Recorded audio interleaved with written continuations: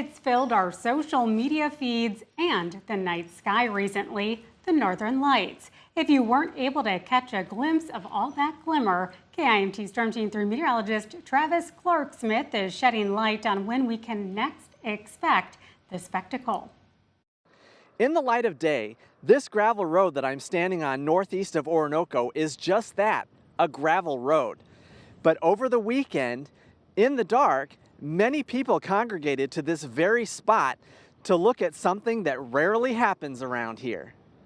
The Northern Lights are typically not visible in southeastern Minnesota or North Iowa, but over the last couple of years, that visibility has increased quite a bit, thanks to a very active solar cycle. And if you've missed out on the last couple chances, there could be more, as the peak of the current 11-year solar cycle hasn't even been reached yet. Are expecting to be at the peak sometime this year into early next year, but the activity is not going to shut off. We're still going to be very prone to these types of storms all the way through 2025 and even into 2026.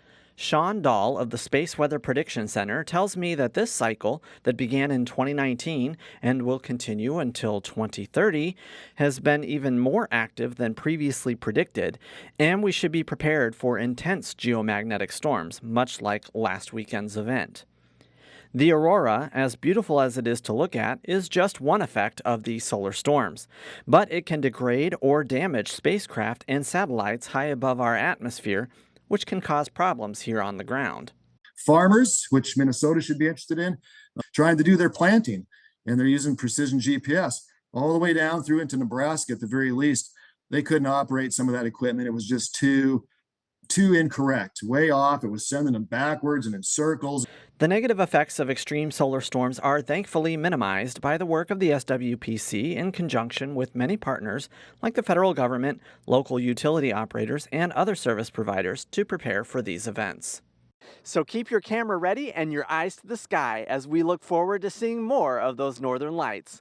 In Orinoco, meteorologist Travis Clark-Smith, KIMT News 3.